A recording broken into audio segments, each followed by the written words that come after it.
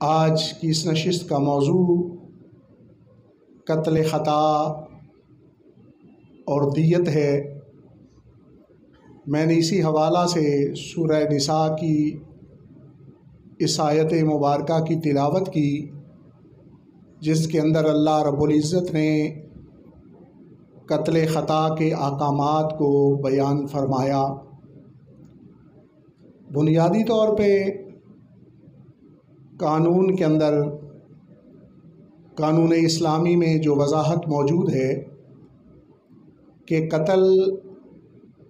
5 قسم کا ہوتا ہے۔ پہلی قسم جسے قتل عمد سے تعبیر کیا جاتا ہے، بالارادہ کسی آدمی کو قتل کرنا، اسے شریعت اسلامی میں، فقہ اسلامی میں قتل عمد سے تعبیر کیا جاتا ہے۔ اور یہ ایسا قتل ہے کہ جو آدمی ارادے کے ساتھ بھی قتل کرے، اور امام اعظم سراج الامہ سیدنا امام اعظم ابو حنیفہ رحمۃ اللہ علیہ کی رائے کے مطابق اعلی قتل کے ساتھ قتل کیا جائے۔ اعلی قتل کا مطلب یہ ہے کہ ایسے آلات جسے کسی کو قتل کرنے کے لیے استعمال کیے جاتے ہیں، ان کے ساتھ قتل کیا جائے، یا پھر کوئی دھاری دار آلہ ہو جس کے ساتھ قتل کیا جائے، اس کو قتل عمد سے تعبیر کیا جاتا ہے۔ اور دوسری قسم قتل کی فقہ اسلامی کے اندر جسے شبہ عمد، یعنی عمد کے ساتھ مشابہت رکھنے والا، بالارادہ قتل کے ساتھ تشبیہ رکھنے والا، یہ قتل وہ ہے کہ آدمی کرتا تو ارادے کے ساتھ کسی کو قتل ہے، لیکن آلہ وہ استعمال نہیں کرتا جس کے ساتھ کسی کو قتل کیا جاتا ہے۔ مثلا پتھر تھا، کسی کو لگایا، اس سے وہ آدمی مر گیا، یا عصا یا ڈنڈا، ایسا چھوٹا ڈنڈا تھا جو معمول کے مطابق کسی کو مارنے کے لیے استعمال نہیں کیا جاتا، لیکن اس ڈنڈے سے مارا اور وہ آدمی قتل ہو گیا۔ اس قتل کو شبہ عمد کے ساتھ فقہ اسلامی میں تعبیر کیا جاتا ہے۔ اور تیسری قتل کی قسم جو آج ہمارا موضوع بھی ہے، اسے قتل خطا سے تعبیر کیا جاتا ہے، غلطی کے ساتھ کسی کو قتل کر دینا۔ اور یہ قتل خطا بنیادی طور پہ اس کی 2 تقسیمیں ہیں۔ ایک خطا بالارادہ ہے، اور دوسرا خطا بالفعل ہے۔ دونوں کو قتل خطا سے تعبیر کیا جاتا ہے۔ خطا بالارادہ، مثلا کوئی آدمی ارادہ تو یہ کرتا ہے کہ میں نے فلاں کافر کو مارنا ہے، لیکن اس کا فائر، اس کا تیر، اس کا نیزہ کسی مومن مسلمان کو جا کے لگتا ہے اور وہ قتل ہو جاتا ہے۔ اسے قتل خطا بالارادہ سے تعبیر کیا جاتا ہے۔ اور دوسرا قتل جو خطا کے مفہوم کے اندر ہے، وہ یہ ہے کہ غلطی ارادے میں نہیں بلکہ فعل کے اندر ہوئی۔ اور وہ کیا؟ کوئی نوجوان آدمی نشانہ سیکھ رہا تھا، نشانہ بازی کر رہا تھا، اور ایسے میں اس نے کوئی اپنا ٹارگٹ لیا، کوئی دیوار کو مارنا تھا، کسی لکڑی کو مارنا تھا، کسی تالا یا کسی ایسی جگہ کو لگانا تھا فائر، لیکن لگ کسی مومن صالح کو گیا۔ ایسی صورت کے اندر وہ قتل ہو گیا، تو اس کو قتل خطا بالفعل سے تعبیر کیا جاتا ہے۔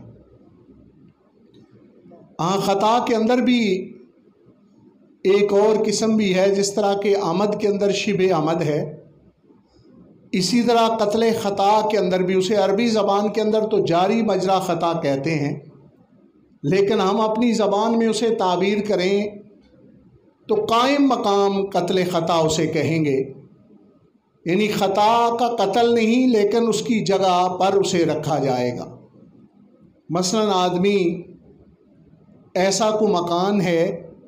یا ایسا کوئی فلیٹ ہے جس فلیٹ کے اندر چارپائیاں وہ جڑی ہوئی ہیں، ایک نیچے سوتا ہے، ایک اوپر سوتا ہے، پھر تیسرا آدمی اس سے اوپر سوتا ہے، یا اسی طرح کوئی ایک چارپائی پر سویا ہوا ہے، دوسرے نیچے فرش پر سوئے ہوئے ہیں۔ ایسے میں سوتے میں وہ آدمی اپنی چارپائی سے گرا، اس کے وزن کے سبب سے دوسرا آدمی جو اس کے نیچے آ گیا وہ مر گیا۔ اس کو قتل قائم مقام بالخطا سے تعبیر کیا جاتا ہے۔ اور ایک قتل کی پانچویں قسم جو قانون اسلامی کے اندر بیان فرمائی گئی، شریعت اسلامی کے اندر جس کی وضاحت کی گئی، وہ قتل بالسبب ہے، یعنی اس آدمی نے اسے قتل تو نہیں اپنے ہاتھوں سے کیا، مباشرتاً نہیں قتل کیا، لیکن قتل کا وہ آدمی سبب بن گیا۔ سبب کیسے بنا کہ راستے سے ایک آدمی نے گزرنا تھا اور راستے میں کوئی ایسی چیز رکھ دی جس سے وہ ٹکرایا، اور ٹکرانے کے سبب سے اس کی موت واقع ہو گئی، یا کسی کی زمین کے اندر گڑھا کھود دیا گیا، وہ گزرا وہاں سے اور وہ گڑھے کے اندر گر گیا، گرنے کی صورت میں اس کی موت واقع ہو گئی۔ اس کو قتل بالسبب سے تعبیر کیا جاتا ہے۔ قرآن مجید فرقان حمید کی سورہ نساء کی اس آیت طیبہ کے اندر قرآن مجید کا مبارک اسلوب دیکھیں۔ پہلی تو بات ہمارے لیے تعلیم اور تبلیغ کے حوالہ سے ہے۔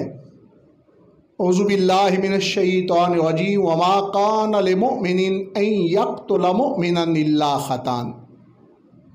نہیں ہے کسی مومن کے لیے، سچے مسلمان کے لیے، کہ وہ کسی مومن کو قتل کرے، یعنی ارادتاً قتل کا تو ظاہر سے معلوم ہو رہا ہے کہ نہیں آئی ہے کلام ربی کے اندر، منع فرمایا گیا ہے۔ اور دوسری صورت کیا ہے؟ الا خطأ، ہاں اگر مومن کو قتل ہو تو پھر وہ خطا کی صورت کے اندر ہے، ارادتاً تو یہ کام کرنا ہی نہیں چاہیے۔ ہاں خطا کی صورت میں ہو گیا تو اس کے احکامات، چونکہ شرع شریف نے تو مسائل بیان کرنے ہیں، اس لیے کہ صورتیں، سچویشن، حالات ہوتے رہتے ہیں ایسے، تو ظاہر قانون وہی ہوتا ہے جس کے اندر اس کا حل موجود ہو، اس کا سلوشن موجود ہو۔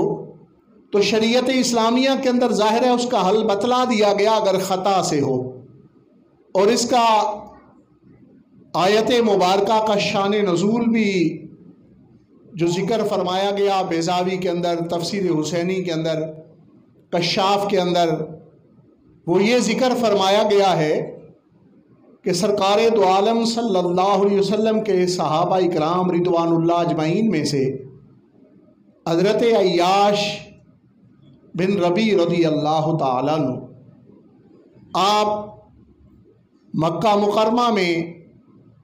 نبی پاک صاحب الاولاق صلی اللہ علیہ وسلم کی رسالت پر ایمان لے آئے تھے اور رب تعالیٰ کی توحید کا اقرار کر لیا تھا، لیکن ایمان چونکہ مکہ مکرمہ کی اس معاشرت میں جبکہ سید عالم صلی اللہ علیہ وسلم مدینہ منورہ میں ہجرت فرما چکے تھے، اس کا اظہار کرنا مشکل امر تھا۔ بالآخر داعی رسول، داعی حق، میرے آقا کریم صلی اللہ علیہ وسلم کی محبت کے پیش نظر مکہ مکرمہ میں ایمان چھپائے رکھا، لیکن مدینہ منورہ کی طرف ہجرت کرنے کی کوشش کی۔ ایسے موقع پر آپ کی والدہ جو کہ مشرک دین پر تھی، اس نے ابو جہل کے پاس جا کر اور سیدنا حارث بن زید رضی اللہ تعالیٰ عنہ جو اس وقت ابھی مسلمان نہیں تھے،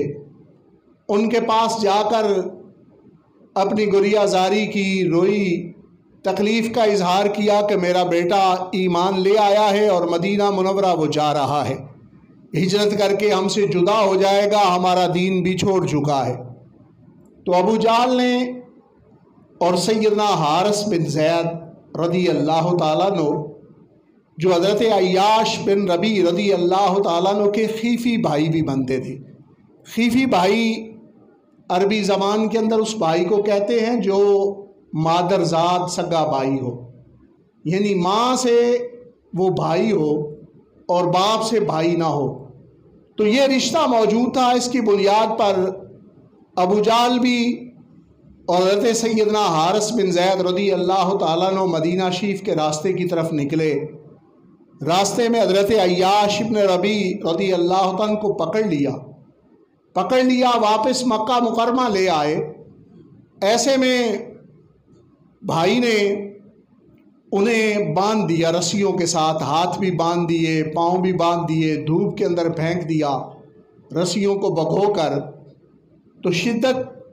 کے ساتھ تکلیف ہوئی، رسیاں ظاہر ہے جب دھوپ ہوئی تو وہ اور سخت ہونا شروع ہو گئیں۔ ایسے معاملے میں حارث سخت وقت دیکھ کر، کڑا وقت دیکھ کر آپ کے پاس گیا اور اس بات پر یہ کہا کہ تم ایمان کیوں لائے ہو؟ میں تمہیں چھوڑ سکتا ہوں، تمہیں بڑی بڑی نعمتیں دے سکتا ہوں، لیکن اس صورت کے اندر جب تم سرکار دو عالم صلی اللہ علیہ وسلم پر ایمان لانے کی نفی کر دو۔ لالچ دلایا تو حضرت عیاش بن ربیع رضی اللہ تعالیٰ عنہ نے ارتداد کر لیا۔ ارتداد کرتے ہوئے حارث نے پھر یہ زیادتی کی کہ انہیں ملامت کی کہ بھائی بڑے بنتے تھے، بڑا کچھ کہتے تھے، اب چھوڑ دیا ہے، اور ساتھ یہ بھی کہا کہ میں تجھے قتل بھی کر دوں گا، یہ قتل کی دھمکی بھی تھی۔ ایسے معاملے میں رسیاں تو کھول دی گئیں۔ کچھ وقت گزرا تو حضرت عیاش ابن ربیع رضی اللہ تعالیٰ عنہ چونکہ دل میں تو نور اسلام منور تھا،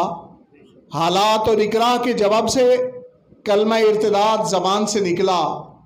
نبی پاک صلی اللہ علیہ وسلم کی محبتوں میں گرفتار ہو کر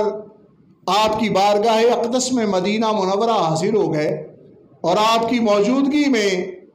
شہادتین کا اعلان کیا اور سرکار دو عالم صلی اللہ علیہ وسلم کو ان دونوں گواہیوں پر اپنا گواہ بنانے کا شرف حاصل کیا۔ ایسے میں بعد میں اللہ رب العزت نے حضرت سیدنا حارث بن زید رضی اللہ عنہ پر بھی کرم فرما دیا۔ اس کرم کے سبب سے ایمان لے آئے اور مدینہ منورہ کی طرف ہجرت کر لی۔ لیکن حضرت عیاش بن ربیع رضی اللہ عنہ کو یہ علم نہیں تھا کہ حضرت حارث رضی اللہ تعالیٰ عنہ بھی کلمہ اسلام کا اقرار اور اظہار کر چکے ہیں اور اس سبب سے مدینہ منورہ آئے ہیں۔ انہیں یہ احساس رہا کہ اس نے مجھے قتل کی دھمکی دی تھی، شاید مجھے قتل کرنے ہی مدینہ منورہ آ گیا ہے۔ اس سبب سے حضرت عیاش ابن ربیع رضی اللہ عنہ کے ہاتھوں سے حضرت زید بن حارث رضی اللہ عنہ کا قتل ہو گیا۔ اس خطا کے سبب سے، غلطی کے سبب سے، سمجھ نہ جانے کے سبب سے بعد میں حضرت عیاش ابن ربیع رضی اللہ عنہ نے یہ معاملہ سید عالم صلی اللہ علیہ وسلم کی بارگاہ میں رکھ دیا کہ حضور میں جانا نہیں تھا، بعد میں مجھے پتہ چلا ہے کہ وہ تو ہمارے اسلامی بھائی بن چکے تھے، کلمہ اسلام پڑھ چکے تھے۔ میں نے اس اندیشے کے پیش نظر کہ کہیں مجھے قتل کرنے آ گئے ہیں تو میں نے قتل کر دیا ہے، اب میرے لیے حکم کیا ہے۔ دیکھیں صحابہ اکرام رضوان اللہ اجمعین کا دور کتنا مبارک دور تھا۔ خیر القرون قرنی ثم یلیہم ثم یلیہم۔ ہم گناہ کرتے ہیں اور ہمیں گناہ کا احساس بھی نہیں ہوتا۔ شرع شریف کے ابھی مسائل بیان ہو رہے ہیں، قاعدہ اور ضابطہ واضح نہیں، لوگوں کے سامنے موجود نہیں پہلے سے۔ کس قدر خوف الہی ہے، کس قدر خشیت الہیہ ہے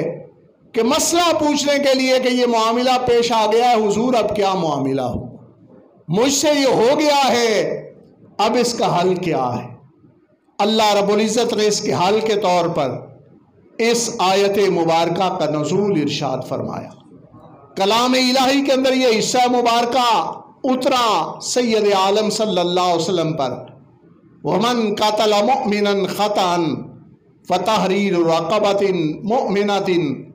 ودیۃ مسلمۃ الی اہلہ الا ان یصدقوا۔ ہاں، اس آیت مبارکہ کے اندر پہلا حصہ تو حضرت سیدنا زید بن حارث رضی اللہ تعالیٰ عنہ سے متعلقہ ہے۔ یعنی آپ اس طرح سمجھ لیں کہ قتل خطا کی صورت کے اندر اگر کوئی مومن قتل ہو جائے تو اس کی دو صورتیں کلام الہی کے اندر بیان کی گئی۔ ایک تو یہ ہے کہ ایسا مومن قتل ہو جائے جو دار السلام کے اندر رہتا ہے اور اس کے ورثاء بھی دار السلام میں رہتے ہیں، یعنی اسلامی سلطنت کے اندر وہ خود مسلمان بھی ہے اور اس کے ورثاء بھی مسلمان ہیں اور اسلامی سلطنت میں رہتا ہے۔ اور دوسرا مومن جو کہ دار الحرب کے اندر رہتا ہے اور دار الحرب میں رہتے ہوئے اس کے ورثاء وہ خواہ مسلمان ہیں یا کافر ہیں، تو یہ دوسری صورت کلام الہی کے اندر بیان فرمائی گئی۔ یعنی ایک مسلم مومن ایسا جو کہ دار السلام میں رہتا ہے، اسلامی سلطنت کے زیر نگی رہتا ہے، اور دوسرا مومن ایسا جو دار الحرب میں رہتا ہے جسے شریعت اسلامیہ کی اصطلاح کے اندر حربی کہا جاتا ہے، یعنی دار الحرب کے اندر رہنے والا۔ تو یہ دو صورتیں کلام الہی کے اندر واضح بیان فرمائی گئیں۔ فقہائے کرام کے احسانات میں سے یہ مبارک احسان کہ انہوں نے یہاں دو صورتوں میں سے ایک تیسری صورت بھی نکالی، اور تیسری صورت وہ فرماتے ہیں وہ یہ ہے کہ کوئی مومن ہو دار الحرب کا رہنے والا مگر وہ مستامن ہو، اسلامی سلطنت کے اندر وہ جو ہے وہ ویزا لے کے، اجازت لے کے، سٹے لے کے وہ اسلامی سلطنت میں رہ رہا ہو اور اسلامی قوانین کی پابندی کرتا ہو، اسے شریعت اسلامیہ کے اندر مستامن کہا جاتا ہے، یعنی امن لے کے رہنے والا۔ تو ایسی صورت کے اندر اس کے بارے میں بھی فقہائے کرام نے ایسی صورت اگر قتل خطا کی پیش آ جائے تو اس کے احکامات کا ذکر فرمایا۔ پہلی صورت جو کلام الہی کے اندر ذکر کی گئی کہ مومن مسلمان دار السلام کے اندر رہتا ہے اور خطاً وہ قتل ہو گیا، ایسی صورت کے اندر اس کا کفارہ بھی بیان کیا گیا اور اس کے لیے دیت بھی بیان کی گئی۔ کفارہ کیا ہے؟ فتحریر رقبۃ مؤمنۃ، ایسی صورت کے اندر وہ مومن غلام کو کفارے کے طور پر آزاد کرے۔ مومن غلام ہو، غیر مومن نہیں، اس لیے کہ مومن دنیا سے گیا ہے تو اب چونکہ غلامی تو موت کی حیثیت رکھتی ہے تو ایک مومن کو ہی اسی طرح آزاد کرنا ہے جو مومنوں میں اپنی زندگی گزارے۔ شرع شریف نے اس حکمت سے مومن کی آزادی کا حکم فرمایا، اور مومن غلام سے مراد یعنی ایسا غلام جو کامل غلام ہو، یعنی بعض غلام ایسے ہوتے تھے جو مکاتب کی حیثیت سے، تو ان غلاموں کی بات نہیں، یعنی وہ آدھے آزاد ہوتے تھے، آدھا یہ تھا کہ اتنا کام کرو اور اتنا کما کے مجھے دے دو تو تمہیں آزاد کر دیں گے۔ وہ ایسا غلام نہیں، بلکہ کیا ہے جو پورا غلام ہو اسے آزاد کرنا ہے۔ پھر اس ایسا غلام جس سے منفعت حاصل کرنا ممکن ہو۔ فقہائے کرام کا یہ کمال کہ فتحریر رقبۃ مؤمنۃ کے تحت انہوں نے کمال کر دیا کہ ایسا غلام آزاد کرنا ہے جس سے منفعت حاصل کرنا ممکن ہو۔ ایسا غلام نہ ہو جو دونوں آنکھوں سے اندھا ہو، ایسا غلام نہ ہو جس کے دونوں ہاتھ ہی موجود نہ ہو، کچھ نہ کر سکتا ہو، ایسا غلام نہ ہو جس کے دونوں پاؤں موجود نہ ہوں، کچھ نہ کر سکتا ہو، نہیں بلکہ ایسا بھی نہیں کہ جس کا دایاں ہاتھ نہیں اور بایاں پاؤں نہیں، یا بایاں ہاتھ نہیں اور دایاں پاؤں نہیں، ایسی صورت کے اندر بھی نہیں، بلکہ وہ غلام آزاد کرنا ہے جس سے منفعت حاصل کی جا سکے، جس سے نفع حاصل کیا جا سکے اور لوگوں کو نفع دے سکنے والا ہو، وہ غلام کفارے کے طور پر آزاد کیا جائے گا۔ ہاں، ودیۃ، اور وہ آدمی قتل خطا کی صورت کے اندر دیت دے۔ دیت کئی قسم کی ہوتی ہے،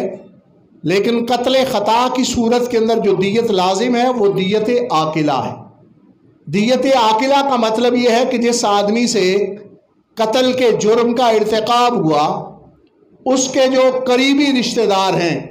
قریبی رشتہ داروں سے مراد اگر وہ دنیا سے چلا جائے تو اس کی وراثت جن کو دی جائے گی، وہ ورثاء جو ہیں وہ عاقلہ، وہ ان کا خاندان جو ہے وہ دیت کو ادا کرے۔ اگر خاندان ادا نہیں کر سکتا تو پھر بیت المال سے ادا کی جائے، بیت المال سے بھی اگر ادا کرنا ممکن نہیں تو وہ پھر ذاتی طور پر آدمی اگر مالدار ہے تو وہ ساری دیت کو ادا کرے۔ دیت کتنی ذمہ ہے؟ امام الائمہ، کاشف الغمہ، سراج الامہ، جناب سیدنا امام اعظم ابو حنیفہ رحمہ اللہ فرماتے ہیں کہ چونکہ امام الانبیاء صلی اللہ علیہ وسلم نے دیت کے حوالہ سے 3 قسم کے اموال کا بیان کیا ہے تو انہی اموال میں سے دیت کو ادا کیا جائے گا۔ اور وہ کون سے اموال ہیں؟ میرے آقا کریم صلی اللہ علیہ وسلم نے فرمایا کہ سونے کی جنس سے، یعنی اس وقت دینار سونے سے بنتا تھا، تو آپ نے فرمایا دیت عاقلہ قتل خطا کی صورت کے اندر 1000 دینار وہ دیت عاقلہ کے طور پر مقتول کے ورثاء کو ادا کیا جائے گا۔ دوسری صورت کے اندر اگر چاندی میں ادا کرنی ہے تو سید عالم صلی اللہ علیہ وسلم کے فرمان کے مطابق 10,000 درہم، چونکہ درہم چاندی کا بنا ہوا سکہ ہوتا تھا اس دور میں، تو 10,000 درہم وہ دیت عاقلہ ہوگی۔ تیسری صورت کے اندر اونٹوں میں میرے آقا کریم صلی اللہ علیہ وسلم کے فرمان کے مطابق فقہائے حنفیہ نے جو ذکر کیا وہ 100 اونٹ بطور دیت دیے جائیں۔ لیکن صاحبین کا موقف یہ ہے کہ دیگر اموال میں سے بھی، مثلا گائے کی جنس سے بھی صرف دیت دی جا سکتی ہے، لباس کی جنس سے بھی دیت دی جا سکتی ہے، پارچہ جات کی صورت کے اندر بھی دیت کی ادائیگی ہو سکتی ہے۔ تو اس حوالہ سے امام صاحب رحمۃ اللہ علیہ کا موقف یہ ہے کہ 3 اموال سے دیت کی ادائیگی ہوگی، اور یہ دیت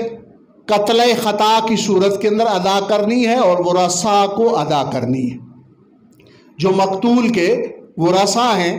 قاتل کے ورثاء ادا کریں گے۔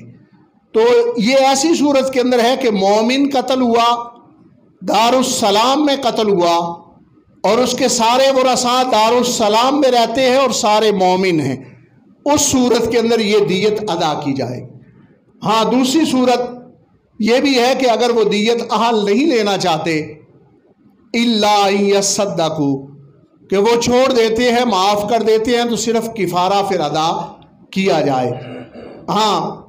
فَإِن كَانَ مِن قَوْمٍ عَدُوٍّ لَكُمْ وَهُوَ مُؤْمِنٌ فَتَحْرِيرُ رَقَبَةٍ مُؤْمِنَةٍ۔ ہاں، ایک صورت یہ ہے جو کلام الہی کے اندر بیان کی گئی کہ ایسی قوم جو تمہاری دشمن قوم ہے، یعنی دار الحرب کے رہنے والے ہیں، کفر کے رہنے والے ہیں، مگر ان کے اندر کوئی مومن مسلمان بھی رہتا تھا اور وہ خطأً قتل ہو گیا، تو ایسی صورت کے اندر چونکہ دار الحرب میں قتل ہوا ہے تو وراثت کی صورت میں ظاہر ہے 2 چیزیں حاجب بنتی ہیں، ایک اختلاف دارین اور دوسرا حاجب کیا ہوتا ہے؟ اختلاف ادیان۔ جب اختلاف ادیان ہو پھر بھی وراثت کسی کو نہیں حاصل ہوتی۔ جب اختلاف دارین یعنی دار السلام میں رہتا ہے اور دوسرا جو ہے دار الحرب میں رہتا ہو یا مختلف دول اور ممالک میں رہتے ہوں، پھر بھی ان کے درمیان وراثت جاری نہیں ہوتی، تو اسی بنیاد پر دیت دینے کا معاملہ بھی یہ ہے کہ جو دار الحرب میں رہتا ہے وہ ظاہر ہے کہ اگرچہ اس کے ورثاء مسلمان ہیں یا مسلمان نہیں ہیں، دونوں صورتوں کے اندر اختلاف دارین تو پایا گیا، اس کی بنیاد پر دیت نہیں ہوگی، صرف فتحریر رقبۃ مؤمنۃ، کفارہ ادا کیا جائے گا، وہ مومن غلام کا آزاد کرنا ہے۔ ہاں، وَإِن كَانَ مِن قَوْمٍ بَيْنَكُمْ وَبَيْنَهُم مِّيثَاقٌ، اگر وہ مومن مسلمان ایسی قوم سے ہے جن کا اور تمہارے درمیان میثاق موجود ہے، وہ مستأمن ہے، ذمہ بن کے وہ قوم تمہارے ملک کے اندر رہ رہی ہے، ٹیکس ادا کرتی ہے اسلامی ملک کا، ایسی صورت کے اندر وہ جو مستامن ہیں ان میں سے کوئی مومن تھا اور وہ دنیا سے جاتا رہا، تو ایسی صورت کے اندر اگر اس کے ورثاء مسلمان ہیں پھر تو دیت ادا کی جائے گی، لیکن اگر وہ مسلمان نہیں تو اختلاف ادیان کی بنیاد پر پھر دیت ادا نہیں کی جائے گی، صرف فتحریر رقبۃ مؤمنۃ، اس صورت کے اندر صرف مومن غلام کو آزاد کیا جائے گا۔ ہاں تو یہ شرع شریف کے اندر قتل خطا کی جو اقسام اور اس پر کفارہ اور دیت کے احکامات تھے۔ ہاں کوئی ایسا مومن جس کی دیت نہ تو عاقلہ ادا کرتی ہے، نہ بیت المال سے ادا کرنا ممکن ہے، نہ اس کے ذاتی اتنے اموال ہیں کہ جس سے وہ دیت کو ادا کر سکے، تو فرماتے ہیں ایسی صورت کے اندر جو ہے جس کا آدمی کا یہ معاملہ ہے کہ وہ غلام کو آزاد نہیں کر سکتا، جیسے آج معاشرے کے اندر صورت ہے کہ غلام کو آزاد کرنا ممکن نہیں اس لیے کہ غلام ہے ہی نہیں، تو اس صورت میں کفارہ غلام مومن کی آزادی کی صورت میں نہیں ہوگا، بلکہ اس کے لیے کفارہ جو ذکر فرمایا گیا وہ یہ ہے کہ اگر کوئی آدمی فمن لم یجد، یعنی وہ پاتا ہی نہیں غلام، معاشرے میں ممکن ہی نہیں غلام، اس صورت کے اندر وہ کفارہ پھر قتل خطا کا کیا دے گا؟ تو قتل خطا کا کفارہ پھر یہ ہے فصیام شہرین متتابعین، مسلسل 2 مہینے وہ روزے رکھے، جس سے قتل خطا مومن کے حوالہ سے ہو گیا تو وہ مسلسل 2 مہینے روزے رکھے۔ اب دیکھیں مسلسل کب رکھنے ہیں؟ اگر آدمی شعبان کے اندر شروع کرتا ہے، ابھی مہینہ مکمل نہیں ہوا اور رمضان شریف کا مہینہ آ گیا، تو رمضان شریف کے روزے تو فرض ہیں، وہ رمضان شریف کے رکھنے ہیں، وہاں کفارے کے نہیں رکھے جا سکتے، تو پھر متتابعین کی قید ختم ہو گئی، ہم مسلسل نہیں رکھ سکیں گے، لہٰذا ایسے وقت کے اندر نہیں رکھنا کہ جہاں درمیان میں فرضی روزے آ جائیں، ٹھیک ہے؟ وہ مسلسل جب رکھنے ہیں تو ایسا وقت تلاش کرنا ہے جہاں مسلسل 2 مہینے روزے رکھے جا سکتے ہیں۔ اسی طرح کسی آدمی نے ذی القعدہ کے اندر کفارے کے روزے رکھنے شروع کر دیے، درمیان میں ایام تشریق آ گئے، یوم نحر آ گیا، تو قربانی کے دن چونکہ اللہ رب العزت کی دعوت ہے اور اس دعوت کو ٹھکرانا شریعت اسلامی کے اندر ایسے روزے کو حرام قرار دیا گیا ہے، تو اس صورت کے اندر بھی روزہ نہیں رکھا جا سکتا، تو پھر متتابعین نہیں رہیں گے۔ ہاں اگر کفارہ ادا کرنا ہے تو پھر ایسے مہینے تلاش کرنے ہیں جو 2 مہینے مسلسل روزے رکھے جائیں۔ تو یہ ظاہر ہے اگر ذی الحجہ سے ہم آگے چلے جائیں، ایام تشریق گزر جائیں، پھر کوئی آدمی کفارے کے روزے رکھنے شروع کرے تو وہ مسلسل 2 مہینے روزے رکھے جا سکتے ہیں، اس وقت تک کہ جب رمضان شریف کے درمیان 2 مہینے کا فاصلہ موجود ہو، شروع کیے جائیں تو پھر 2 مہینے مسلسل روزے رکھے جا سکتے ہیں، رمضان شریف سے قبل تو وہ پورے ہو جائیں، تو اس طرح اس کفارہ کی ادائیگی کا طریقہ ہے۔ اور پھر یہ ہے کہ صرف یہ نہیں کہ فصیام شہرین متتابعین، بلکہ اللہ رب العزت فرماتا ہے توبۃ من اللہ، اس کے ساتھ ساتھ اللہ رب العزت سے توبہ و استغفار بھی کرنی، اللہ رب العزت سے معافی بھی مانگنی ہے، اس لیے کہ مومن کے لیے تو یہ بات سمجھنا انتہائی آسان ہے۔ حضرت معاذ رضی اللہ تعالیٰ سے یہ سبق لینا چاہیے، یہ درس لینا چاہیے کہ یہ دنیا کی سزائیں سہ لینا آسان ہیں اور آخرت کی سزائیں سہنا بڑا مشکل امر ہے، اس لیے اپنے آپ کو دنیا میں پیش کر دینا بہتر ہے بجائے اس کے کہ عقبہ میں پکڑے جائیں، آخرت میں پکڑے جائیں۔ اس لیے توبہ، تاکہ قتل خطا کا یہ گناہ ہم سے جو ہوا ہے اللہ رب العزت ہمیں معاف فرما دے، اس کے لیے 2 ماہ مسلسل روزے بھی رکھے جائیں، توبۃ من اللہ، اور اللہ رب العزت کی بارگاہ میں رجوع بھی کیا جائے، استغفار کی جائے، توبہ کی جائے۔ اور توبہ کے بارے میں میرے آقا کریم صلی اللہ علیہ وسلم کا فرمان ہے التائب من الذنب کما لا ذنب لہ، کہ جو آدمی گناہ سے توبہ کر لیتا ہے وہ اس طرح اللہ رب العزت اسے صاف ستھرا کر دیتا ہے جس طرح اس نے کبھی گناہ کیا ہے۔ اور توبہ کی قبولیت کی علامت بھی حضرت مقتدائے احناف سیدنا عبداللہ بن مسعود رضی اللہ تعالیٰ نے بیان فرمائی کہ ایسی توبہ جس میں آنکھ سے آنسو بہہ جائے، اللہ رب العزت اس قطرے کے بہنے کا اس قدر کرم فرماتا ہے کہ اللہ رب العزت اس آدمی کی توبہ کو قبول فرما لے۔ توبہ بنیادی طور پہ یہ نہیں کہ آدمی کہے کہ کانوں کی لو کو ہاتھ لگائے میں نے توبہ کی۔ توبہ احساس ندامت ہے، توبہ شرمندگی ہے۔ اسی لیے تو حضرت عبداللہ بن مسعود رضی اللہ تعالیٰ نے یہ معنی اس کا بیان کیا، توبہ تو ہی ندم، توبہ شرمندگی ہے، توبہ ندامت کا نام ہے۔ اور ندامت سے جب اللہ رب العزت کی بارگاہ میں آنسو بہائے جائیں اور گڑ گڑایا جائے تو اللہ رب العزت معافی عطا فرماتا ہے۔ اور فلاسفۃ الامہ امام محمد غزالی رحمہ اللہ آپ فرماتے ہیں کہ توبہ نصوحہ جس کا کلام الہی کے اندر ذکر فرمایا گیا وہ اس صورت کے اندر حاصل ہوتی ہے کہ آدمی جب کوئی گناہ کر بیٹھے اور اللہ کی بارگاہ میں تائب ہو، زندگی بھر پھر اس گناہ کا دوبارہ اس سے صدور نہ ہو، وہ گناہ دوبارہ نہ کرے، تو اس صورت کے اندر اس کی توبہ توبۃ نصوحہ کا درجہ حاصل کر لیتے۔ اس لیے اللہ رب العزت ہمیں اپنی بارگاہ کی طرف رجوع کرنے کی توفیق عطا فرمائے اور ہمیں اپنے سیئات گناہوں پر نادم ہونے کی توفیق عطا فرمائے۔ آئندہ زندگی کے لیے مالک اپنے احکامات کی اتباع کی توفیق عطا فرمائے۔ وما علیہ الا البلاغ۔